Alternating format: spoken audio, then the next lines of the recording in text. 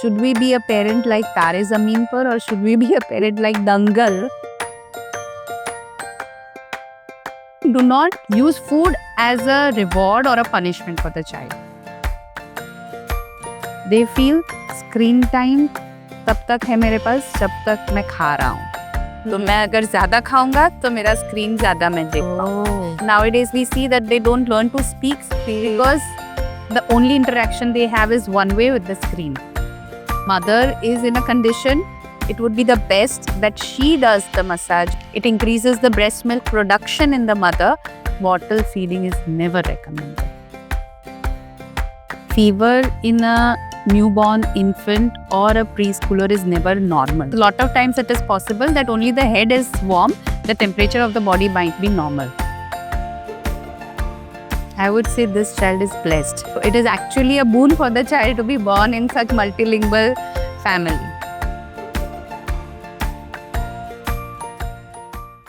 10 little fingers, 10 little toes, 2 little ears, 1 little nose. When a parent welcomes a newborn baby in this world, they are full of joy. But when the baby falls sick or there is something to worry about, the first thing that comes in the mind of parents is a pediatrician. So in order to solve your queries regarding your newborn child, we are going to talk to Dr. Urjita Bhalani, who is a famous pediatrician. So Dr. Urjita, how are you? Hi Mansi, I'm good. So let's jump to the first question. When a newborn is brought into this world, the first thing that the parents think that they should put the baby on a tight sleeping schedule and they start following the schedule, like the baby should sleep at a certain time, that the baby should wake up at a certain time. So according to you, what is a good habit that the parent should follow? When a mother is pregnant with a child, so usually the mother is active during the daytime and she's walking, working. So it's like a cradling effect for the baby in the womb.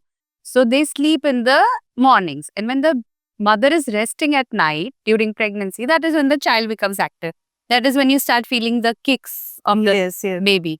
So when the child comes to the world, the child is still following that schedule. That routine. Yes. Okay. So that is the reason a lot of times parents complain that the child is awake at night and is sleeping during the daytime. So when a newborn comes into the world, they sleep for about 22 hours a day. Wow. So practically they are sleeping for the whole day. Right. Over the next 6 months, the sleep cycle gets normalized. That is, they sleep for around 11 hours straight at night and they take a nap of around 3-4 hours during the daytime. Okay. So then the sleep goes to about 15-16 hours a day. This is a very natural process. Only when a parent disturbs this cycle is when the child goes into sleep disturbances. So when you ask me that should a parent be following a very tight schedule for sleep, not for a child who is less than 1 year old, okay, because they themselves have a regulatory system wherein they will sleep according to their age. By the age of 1 year, every child will need a sleep of around 10 to 12 hours straight at night. So some kids stop taking nap in the afternoons by the age of 5 years. Oh, right. But having said that, you need to make sure that the child is not having any screen time at least 2 hours before sleep. The child is not consuming any food that is stimulating and will not allow the child to sleep again at least 2 hours before sleep. Okay, when you said stimulating food, what foods are we talking about? Certain chocolates, soda, these all things can trigger certain areas in the brain which will not let the child fall asleep. Again, if you want to develop a healthy habit, you want that the child has a sleep schedule, which is again after 2.5-3 years of age, wherein you can read a book to the child before going to sleep, wherein you can have a different time. The bed has to be the same. Both of you come together in the bed, take a common teddy or something that is close to the child. Yes. So that thing as a parent you can do. But otherwise, if there is no screen, if there is no too much of outings in the, like going out too frequently, the child will have a natural sleep schedule. I have seen like a lot of parents, just because the child is oversleeping or they just want to play with the child, they have to go somewhere. The parents, they have their own schedule. So sometimes they wake the child just to break the sleep cycle. So does it affect the babies? Absolutely. Okay. That is what I said. That Sleep is a natural process. Right. God has made it, and the child is going to have a good sleep schedule. It is only when, as parents, we disturb that schedule, is the child going to suffer. Yeah. So, according to the age, whatever is the minimum requirement of sleep should be given to the child, because the next day you will see that the child is agitated, irritated, cranky, and then it's a vicious cycle. Then you get angry on the child, and then it keeps on worsening, and then they become behavioral issues. Well, I have seen that parents, they really are worried when the child is having fever. So, what are the conditions in which they should go to a pediatrician? See, fever in a newborn infant or a preschooler is never normal. But having said that, the blood flow towards the brain is always greater during the first 2 years of life. So, a lot of times it happens that when you touch the head of the child, it feels warmer as compared to the rest of the body. Okay. So, when a parent complains of fever, the first thing I ask them is that monitor or measure it with a thermometer. If the thermometer reading suggests that it is more than 100 degrees, then definitely it is fever and you need to get your child checked by a pediatrician. The reason is that the thermoregulatory centers, the temperature controlling centers in the brains are not yet fully developed. Okay. So, sudden variations in the temperature of the body can result into convulsions. Oh. मिर्गी जैसे आप हम बोलते हैं, Right. and which is normal because Oh, is it normal? for up to 5 years of age, febrile convulsions is the word that we use. Lot of kids get convulsions when they have fever. Is this the same as we call seizures? Seizures, but then seizures is a broader terminology, and febrile convulsions are a part. The reason so febrile convulsions, the kids who have that, they usually go away by 5 to 6 years of age. Right. Yeah. They can start as early as 6 months, and they usually go by 5 to 6 years of age because the brain centers are then fully developed. Right. According to you, what are some of the mistakes that parents make when treating the child with fever? First of all, like I said, if you feel that the child is having temperature, just don't give a medicine. Monitor it with the thermometer, because a lot of times it is possible that only the head is warm, the temperature of the body might be normal. That is one type of parent. The other type of parent is where the child is having fever, but they would feel that there's no need to show the doctor. Kids do get fever and they will just treat it with the medicine taken from a pharmacy store and not consult it. Right. Which is very important for a child less than 5 years. Fever of any reason, you have to consult a pediatrician. Okay. In India, again, during summers, if the room temperature is hot, lot of newborns or up to 9 months of age can, like I said, they cannot regulate the thermal temperatures. So their bodies can become warmer. And in such cases, just moving the child to a cooler place can bring down the temperature. Yes. Okay.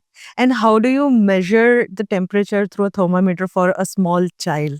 See, there are 2-3 options which are available. First, the infrared thermometers, which are just put on the forehead. But usually we don't recommend those because one, they are expensive and they don't give a very accurate reading. Okay. Second, the best is the monitoring by a rectal thermometer, which again we don't recommend because it's a little risky for the child. Right. You can use the digital thermometers that are available over the counter in the shops, and you have to put it under the forearm, under the underarm or under the tongue. Okay. For a duration of 2 minutes or whatever the manufacturing company prescribes. So there is this very common myth that the toddlers who don't eat much or are very picky eaters, they are usually malnourished. See, when you talk about food, it starts from the moment the child is weaned off the breast milk, which is at 6 months of age. Now, for the first 6 months, the child has only had breast milk or formula feed, and which was a little sweet in taste. So, when you wean the child off this milk at 6 to 7 months, you have to expose the child to different tastes, different textures. The child might not take them at the initial go. So there are few rules which are to be followed when you want that your child does not become a picky eater at the later stage. First is that you introduce the same food for quite some time. A repetition is must. Like if you want them to eat khichdi, the child might not take it at the first go.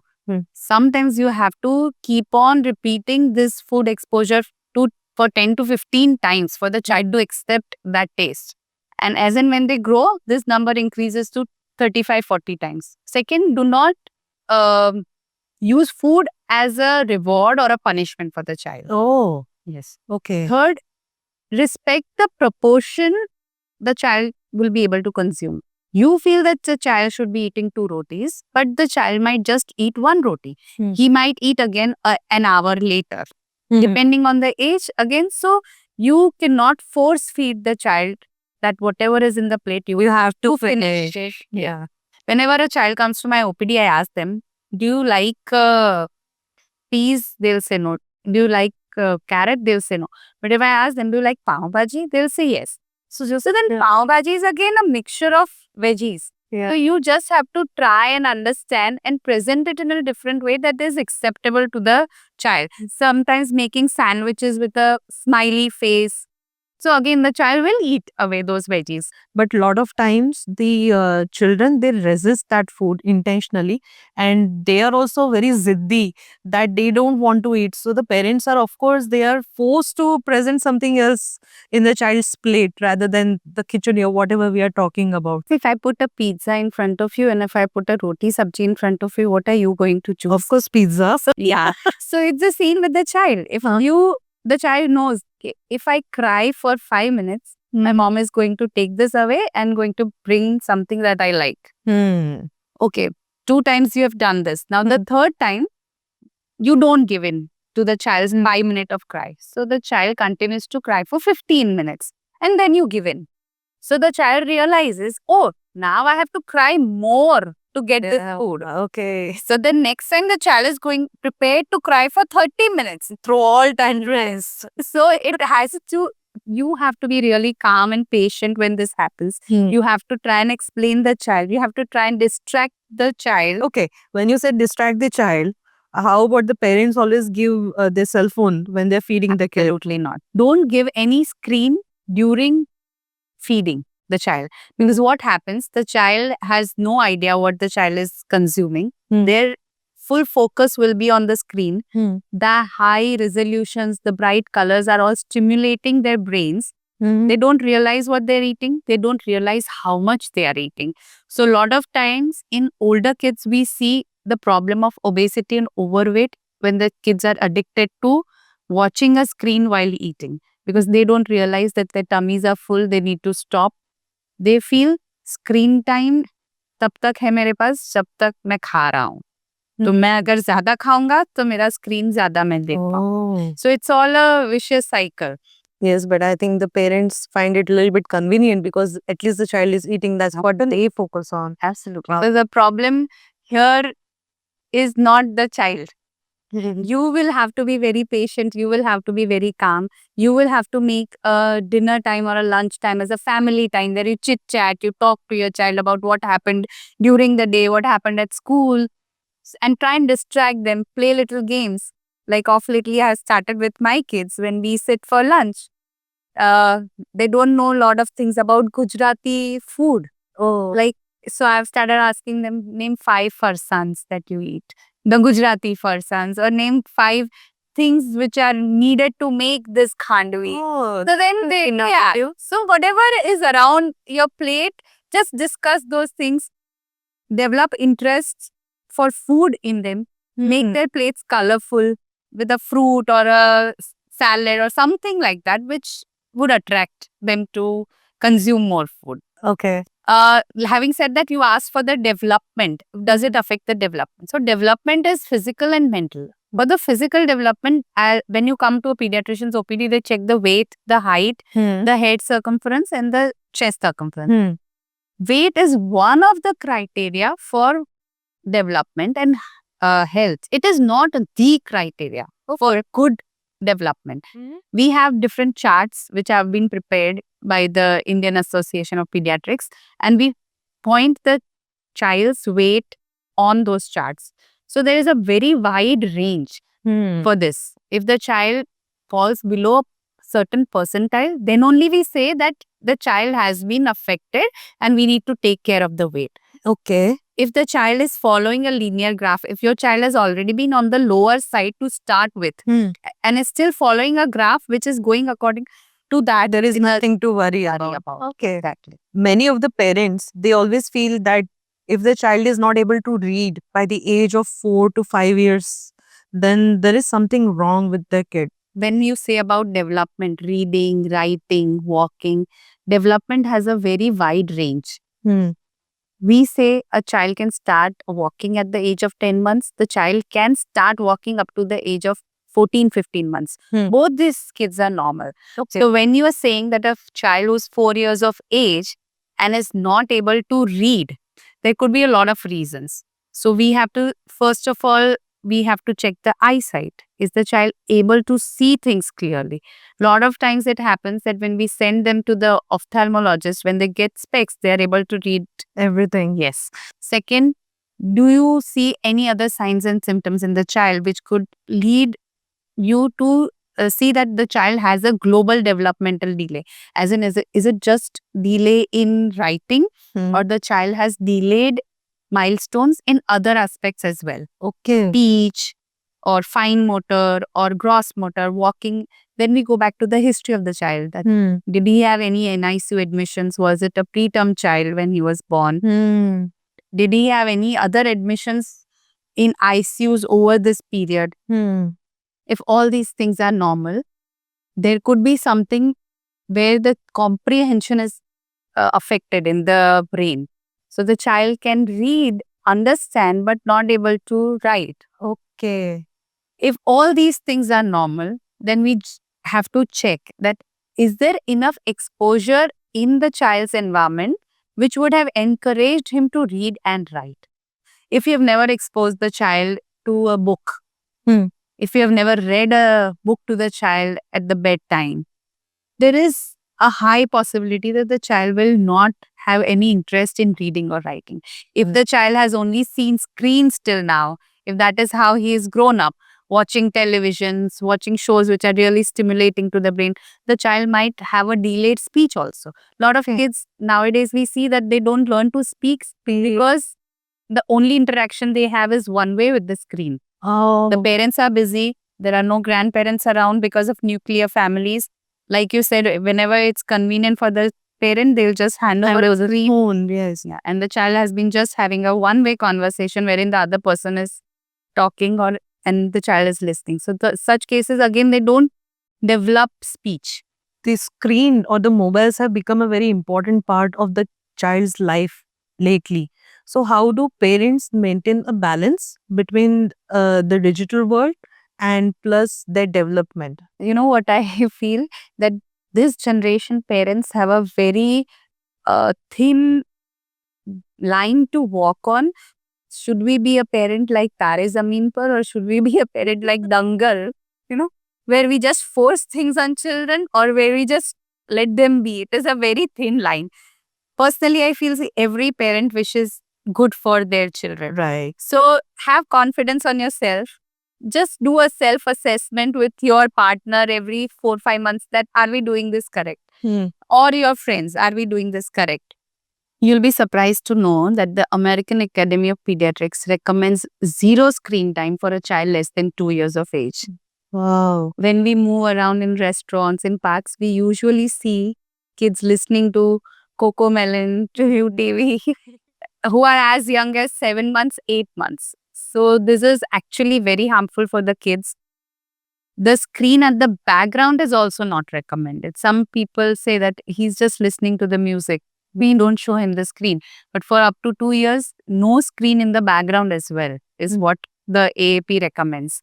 After 2 years, 2 to 4 years of age, 1 hour of screen time per day is okay. But the high quality educational shows wherein you sit with the child when the child is watching such shows is the recommendation. Okay. Which we see that it is hardly being followed. So when you control all these things, when you send the child outdoors, when the child is tired and exhausted with playing, then the child automatically has very less attraction towards the screen. I'm a Marathi and let's say my husband is Punjabi. Okay, we are staying in Gujarat. My child is born in Gujarat. In school, he is in English medium school, so he has to learn English for that. And his friends, they talk in Hindi.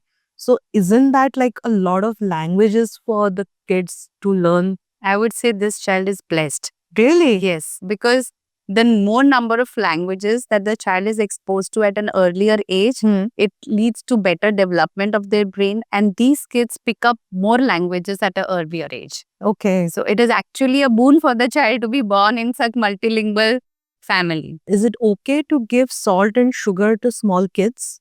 We don't recommend salt for kids less than 1 year of age. Hmm. The reason being the breast milk has enough salt. So even when the child is weaned off after 6 months, the breast milk is still continuing. The child mother is still feeding the child.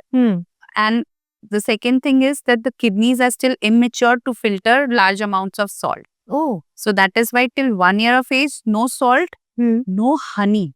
No honey? No honey. Zero honey. Yes. Honey is not recommended in kids less than 1 year of age because there's an organism called Clostridium botulinum which can cause infection in kids.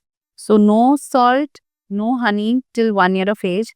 Haldi you can add in small quantities. You can add little amount of ghee and oil because they increase the calorie of the food without increasing the quantity.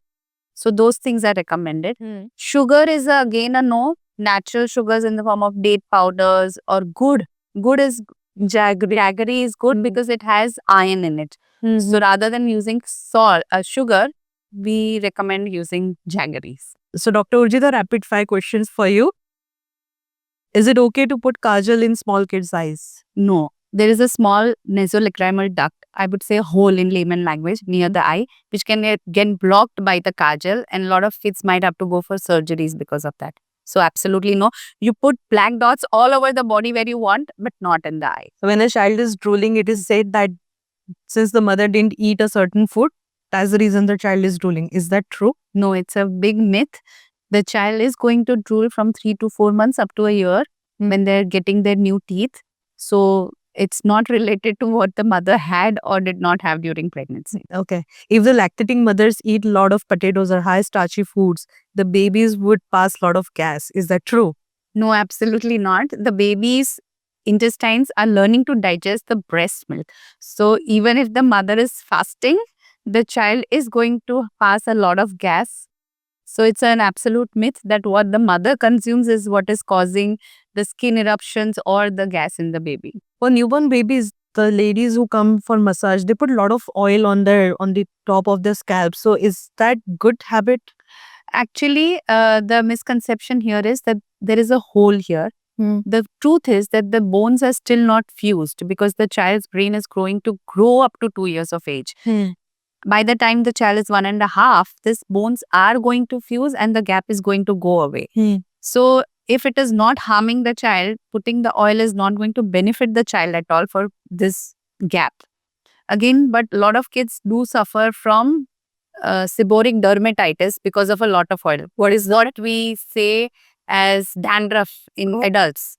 And they do get a cradle cap. It's a common word in layman, cradle cap. They lose hair because of the dandruff and the oiling that happens. New age parents have switched to pacifiers these days. So is it a good habit for kids? Absolutely not. Because the pacifiers, however much you try to clean them or keep them neat, sterile, they are a source of infection to the child. And they cause malalignment of teeth when the teeth start coming. These kids have a lot of ear infections. A lot of times they suffer from frequent cough and colds. So is it okay to give small babies a massage and a bath daily? During winter months, we recommend not bathing the child every single day because, like we discussed, their body is not ready to adjust to the extreme variations of temperatures. But yes, oiling during winters is a must twice or thrice because it creates a layer on the body. Oil on the skin conserves the heat and the child feels warm. Second, it helps in the weight gain of the child. Now, the question regarding who should be doing the malish or the massage is that I usually recommend that if a family member or mother is in a condition it would be the best that she does the massage or oiling the child, because it increases the bonding between the mother and the child. It increases the breast milk production in the mother, and the latching and feeding never become an issue in such kids. No. But the child, they usually scream a lot during the massaging process. So, I mean, that's very terrible sight to wear. Terrible, and you should not continue massaging a child who is crying so much. Really? See, we want that the massage is a pleasant process for the child. Bathing or massaging, oiling should be fun for the child. If the child is constantly crying during this process, then I recommend that either decrease the pressure or the way or the temperature of the room. Everything has to be taken care of when you're massaging the child. Okay. But if you're getting some help from outside who is massaging and they tell you that it is normal for the child to cry, no, it's not normal. You want this process to be very pleasant and happy for the child. So, what is a good time for a mother to introduce bottle feeding to their child? Bottle feeding is never a good idea and should never be introduced in a child. Feeding from a bottle is a very easy process compared to where a child has to suck on the breast, has to work hard for that milk. So when you give a trial of bottle feeding to a child, the child understands that this is easier for me. And what happens at this same time, the mother's body, the brain receives a signal saying that the child is not feeding enough. So the production has to go down. The child does not require so much of milk. So the breast milk production goes down in the mothers where you try bottle feeding a child. Oh, Yes. And then eventually what happens is that you were only bottle feeding the child once a day, but because now the milk production has gone down, the child completely shifts to bottle feeding, and bottle feeding has its own harms. These kids are prone to asthma, allergy, they're prone to diabetes in later stages of life. oh. Yes, all these formula fed babies have a lot of other issues. So unless the mother has a severe health condition where she cannot feed the child, bottle feeding is never recommended. Parenting in this digital world is really very difficult. It is not how our parents raised us. Every generation has its own challenges. This generation is facing the challenge of AI and digitalization. But be confident, have your own set of rules with your partner. What would be allowed to the child, what would not be allowed to the child. Be on the same page when you're dealing with anything with the child. Take it easy, just enjoy the parenthood.